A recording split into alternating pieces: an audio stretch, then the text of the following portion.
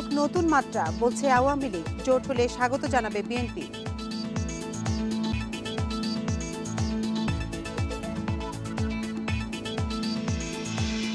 আগস্টের মধ্যে হজ ভিসা সংকট কাটবে, দায়ীদের বিরুদ্ধে ব্যবস্থা নেওয়ার হুমকি।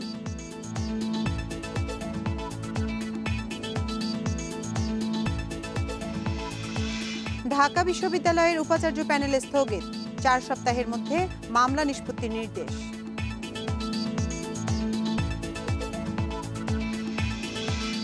রোহিঙ্গাদের ফিরিয়ে নিতে মিয়ানমারের প্রতি ওআইসির আহ্বান, রোডম্যাপ ঘোষণার আহ্বান।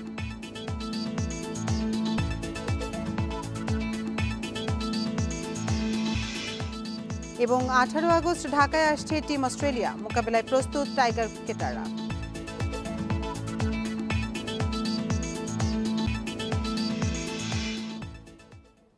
বড় দুই দলের বাইরে জোট গঠনের উদ্যোগকে রাজনীতিতে নতুন মেরুকরণ হিসেবে দেখছেন আওয়ামী লীগ সাধারণ সম্পাদক ওবায়দুল কাদের। পাশাপাশি এখন মহাজোট নেই, ঐক্যমত্যের সরকার রয়েছে জানিয়ে কোনো দল করতে চাইলে তা থেকে বেরিয়ে যেতে পারে বলেও জানিয়েছেন তিনি। এদিকে সরকার বিরোধী যে কোনো জোটকেই স্বাগত জানানো হবে বলে জানিয়েছেন বিএনপি মহাসচিব মির্জা ফখরুল ইসলাম আলমগীর। জাতীয় নির্বাচন সামনে রেখে আওয়ামী লীগ বিএনপির বাইরে চলছে নতুন রাজনৈতিক জোট গঠনের প্রক্রিয়া।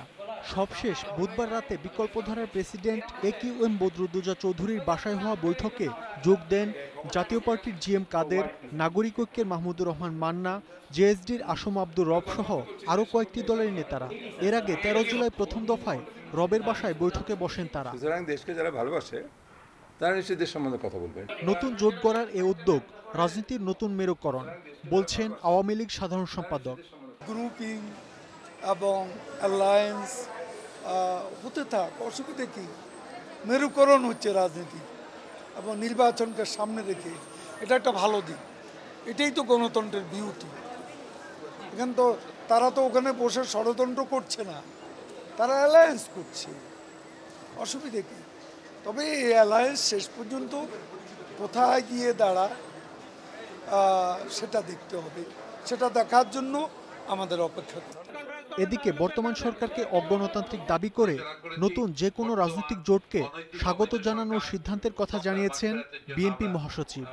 যা দেশের পক্ষে, জনগণের পক্ষে, গণতন্ত্রের পক্ষে, তাকে আমরা সবসময় স্বাগত জানিয়েছি এবং আমরা এখনও মনে করি যে যারাই এই অবৈধ অনৈতিক সরকার, নির্যাতনকারী সরকার, জুলুমবাদ সরকার, তাদের বিরুদ্ধে অবস্থান গ্রহণ করবে, আমরা অবশ্যই তাদেরকে স্বাগত জানাবো।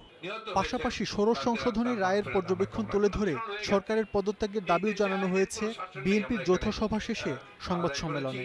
যে কোনো সভ্য দেশ হলে, গণতান্ত্রিক দেশ হলে সরকার পদত্যাগ করত। মাহমুদ শরীফ, ইন্ডিপেন্ডেন্ট নিউজ, ঢাকা। নতুন জোট নিয়ে আলোচনা করতে যোগ দিচ্ছেন চট্টগ্রাম মহানগর আওয়ামী লীগের সহ সভাপতি খোরশেদ আলম সুজন। জনাব খোরশেদ আলম সুজন, আপনাকে স্বাগতম জানাচ্ছি। নির্বাচনের আগে নতুন জোট গঠন হচ্ছে, কিভাবে দেখছেন আপনি সেটিকে? দেখেন, এটা গণতান্ত্রিক রাষ্ট্র ব্যবস্থায় যেগুলা গণতন্ত্রে বিশ্বাসী দলগুলা এককভাবে বা যৌথভাবে তারা ক্ষমতায় যাওয়ার জন্য জোট করতে পারে। আমি এটাকে খুব দোষের কিছু মনে করি না। তবে চিন্তা করতে হবে এই জোটটা যেন দাঁতাতের হয়, আতাতের নয়। কেননা আমাদের দেশে দেখা যাচ্ছে অনেক লোক আছে যাদেরকে দেখলে মানুষ একটু সন্দেহের মধ্যে পড়ে যায়। এবং এই বদরুদ্দোজা চৌধুরী সাহেবের বাসায় যারা কালকে বসছিলেন, এখানে এমন দু একজন লোক আছে যাদেরকে বাংলাদেশের মানুষ খুব সন্দেহের চোখে দেখে। এখন দেখা যাক যে ওনারা শেষ পর্যন্ত অতীতের চোরাগলি পথের পথ ছেড়ে যদি আলোর পথে আসে, গণতন্ত্রের পথে আসে, জনগণ তাদেরকে স্বাগত জানাবে। আবার যদি অন্ধ গলি গুপছি পথে তারা কোনো খারাপ কাজ করার চেষ্টা করে, সেটাকে জনগণ প্রত্যাখ্যান করবে। আমি মনে করি যে গণতান্ত্রিক রাষ্ট্র ব্যবস্থায় এই ধরনের নির্বাচনে জোট হওয়া ভালো। আওয়ামী লীগের সাথে জাতীয় পার্টি না থাকলে কি ধরনের প্রভাব পড়বে? দেখেন, আওয়ামী লীগের সাথে জাতীয় পার্টির যে সখ্যতা, যে রাজনৈতিক সমঝোতা, এটা থাকলেও ভালো, না থাকলেও আওয়ামী লীগের খুব একটা অসুবিধা নাই। আওয়ামী লীগ তার রাজনৈতিক যে কর্মসূচি সেটাকে নিয়ে আজকে জন্মলগ্নতে 1949 সন থেকে এক পর্যন্ত করে আসছে। তারা এক এক সময়ে রাজনৈতিক প্রেক্ষাপটে পরিবর্তনের বাঁকে এক একজনকে সাথী হিসেবে, বন্ধু হিসেবে পেয়েছে। যদি জাতীয় পার্টি চলে যায়, হয়তো অন্য কোনো বন্ধু যারা আওয়ামী লীগের রাজনৈতিক দর্শনের সাথে, আওয়ামী লীগের রাজনৈতিক ম্যানিফেস্টোর সাথে মিশে তারা এসে সেখানে দাঁড়াবে। আমার মনে হচ্ছে যে এটাতে কোনো একটা কম বেশি হবে না। যখন জাতীয় পার্টি আওয়ামী লীগের সাথে ছিল না, তখন কি আওয়ামী লীগ জিতে নাই অতীতে? তো সুতরাং আমার মনে হচ্ছে আওয়ামী লীগ বাংলাদেশে নয়, পৃথিবীতে একটা অন্যতম দল, যে যারা গণতান্ত্রিক চর্চার মধ্য দিয়ে এগিয়ে আবার সশস্ত্র সংগ্রাম করেছে। আবার দেশ স্বাধীনতার পর এখনো পর্যন্ত তৃণমূলের মানুষের মধ্যে শিকড় কেড়ে আওয়ামী লীগ টিকে আছে। ইনশাল্লাহ আওয়ামী লীগ টিকে থাকবে। জনাব খুরশিদ আলম সুজন, আমাদের সাথে থাকার জন্য আপনাকে ধন্যবাদ দিচ্ছি। চলে যাচ্ছি পরের খবরে। সারা দেশে আওয়ামী লীগের ক্ষমতার তুফান চলছে বলে মন্তব্য করেছেন জাতীয় পার্টির চেয়ারম্যান এইচ.এম. এরশাদ। তাদের সঙ্গে জোটে থেকে নির্বাচনে যাওয়া লজ্জাজনক বলে মনে করেন তিনি।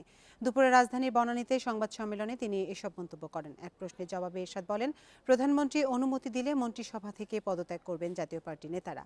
এ সময় তিনি অভিযোগ করেন, বিচার ব্যবস্থা দুর্বল হওয়ায় খুন, ধর্ষণ ও দুর্নীতি বাড়ছে। এজেন্সিগুলোর কারণেই হজে জটিলতা তৈরি হয়েছে এমন দাবি করে দায়ী এজেন্সিগুলোর বিরুদ্ধে ব্যবস্থা নেওয়ার হুঁশিয়ারি দিয়েছেন ধর্মমন্ত্রী মতিউর রহমান। আর মন্ত্রণালয়কে দুষছেন হজ এজেন্সিগুলোর সংস্থা হাব। সংস্থাটির মহাসচিব শাহাদাত হোসেন তসলিম বলছেন, সৌদি সরকারের ঘোষিত বাড়তি ফি হজযাত্রীদের না জানানোয় এ জটিলতার সৃষ্টি হয়েছে। এবারের হজযাত্রার শুরু থেকেই সংকটে হজ ব্যবস্থাপনা। মোয়াল্লেম ফি বৃদ্ধি, দ্বিতীয়বার হজের জন্য বাড়তি 2000 রিয়াল আরোপ এবং ই ভিসা জটিলতায় আটকে পড়েছেন 40,000-এরও বেশি হজযাত্রী। ধর্ম মন্ত্রণালয় জানিয়েছে, এখন পর্যন্ত সৌদি সরকারের কাছে বাংলাদেশের 97,140টি পাসপোর্ট নথিভুক্ত হলেও ভিসা হয়েছে 52,600 হজযাত্রীর। আর এজন্য হজ এজেন্সিগুলোর গাফিলতিকে দায়ী করছেন ধর্মমন্ত্রী। এজেন্সি যদি এইগুলি বিলম্ব না করতো তাদের ওই দেওয়ার ব্যাপারে, তাহলে এইগুলি এতটি বাতিল হইতো না। তাদের বিরুদ্ধে স্ট্রিক্টলি অ্যাকশন নেব। তার সমাগত না হলে তাদের ফাইন, লাইসেন্স বাতিল। তবে ধর্মমন্ত্রীর এমন অভিযোগ মানতে নারাজ হজ এজেন্সিদের সংস্থা হাব। সংস্থাটির মহাসচিবের দাবি, ধর্ম মন্ত্রণালয়ের গাফিলতির কারণে জটিলতা তৈরি হয়েছে। যেসব হজ যাত্রীগণ এর আগে হজ করেছেন, তারা এবছর হজে যেতে হলে যাতে ওনারা 2000 রিয়াল সংশ্লিষ্ট এজেন্টকে প্রদান করেন। এই জন্য আমরা ধর্ম মন্ত্রণালয়কে রিকোয়েস্ট করেছিলাম, কিন্তু এখনও পর্যন্ত এ বিষয়ে ধর্ম বিষয়ক মন্ত্রণালয় থেকে আমরা কোনো সহযোগিতা বা সার্কুলার পাইনি। কোনো এজেন্সির কারণে কিন্তু এই ভোগান্তিগুলি সৃষ্টি হয় নাই। হজ প্যাকেজ ঘোষণার পর মাঝপথে সৌদি সরকারের মোয়াল্লেম ফি বৃদ্ধি জটিলতার অন্যতম কারণ। এমন মন্তব্য করে হজ পরিচালক বলছেন, এজেন্সিগুলোর বাড়তি মুনাফার আকাঙ্ক্ষাও এক্ষেত্রে অনেকটাই দায়ী। 91টি এজেন্সি, যাদের বিপরীতে প্রায় 18,000 সম্মানিত হজযাত্রী ছিলেন, তারা ওই বাড়তি মোয়াল্লেম ফির কারণে ওনাদের মনে করছিলেন যে কম দামে মোয়াল্লেম পাবো, এই আশায় থেকে শেষ পর্যন্ত ওনারা গত 2-3 দিনের মধ্যে এটি সম্পন্ন করেছেন। ধর্ম মন্ত্রণালয় জানিয়েছে, আগামী 17 আগস্টের মধ্যে সকল হজযাত্রীর ভিসা হয়ে যাবে। আটকে পড়া সবাই হজে যেতে পারবেন। Mizanur Rahman, independent news, Dhaka. পটুয়াখালীর ছৈলাবুনিয়ায় একই পরিবারের 3 জনকে হত্যার ঘটনায় মামলা হয়েছে। সকালে নিহতদের বড় ভাই ইদ্রিস মোল্লা গলাচিপা থানায় মামলা করেন। এই ঘটনায় এখন পর্যন্ত আটক হয়নি কেউ। পুলিশ জানিয়েছে, জমি নিয়ে বিরোধের জেরে 6 মাস আগে নিহত দেলোয়ারের ভাতিজা শফিক হত্যা হয়। এই ঘটনার পর নিরাপত্তার শঙ্কায় ঢাকায় থাকতেন তারা। 1 মাস আগে গ্রামে ফেরেন। নিহতরা হলেন দেলোয়ার মোল্লা, তার স্ত্রী পারভিন বেগম ও মেয়ে কাজলি বেগম। নিহতদের মরদেহ পটুয়াখালী হাসপাতাল মর্গে রাখা হয়েছে।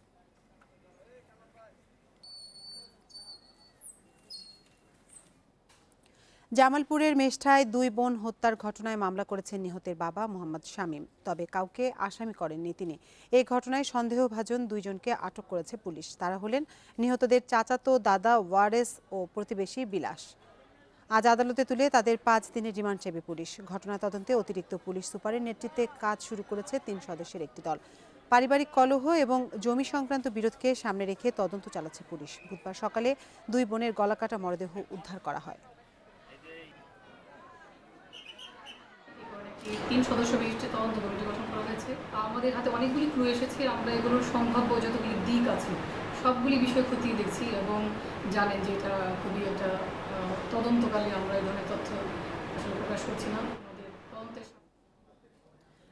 ট্রাকে তুলে ধর্ষণ মামলায় চালক ও হেলপারকে 4 দিনের রিমান্ডে দিয়েছে আদালত। দুপুরে তাদের নারায়ণগঞ্জ জ্যেষ্ঠ হাকিম আফতাবুজ্জামানের আদালতে তুলে 7 দিনের রিমান্ড আবেদন করে পুলিশ। গতরাতে দুজনকে আসামি করে নারায়ণগঞ্জের সিদ্ধিরগঞ্জ থানায় মামলা করে নির্যাতিতা কিশোরী। পুলিশ জানায় ট্রাকের হেলপার তুহিনকে সকালে সাভার থেকে গ্রেপ্তার করা হয়। প্রাথমিক জিজ্ঞাসাবাদে তারা ধর্ষণের কথা স্বীকার করেছে বলেও জানিয়েছে পুলিশ। নারায়ণগঞ্জ সদর হাসপাতালে শারীরিক পরীক্ষা শেষে ওই কিশোরীকে জবানবন্দির জন্য আদালতে নেওয়া হবে।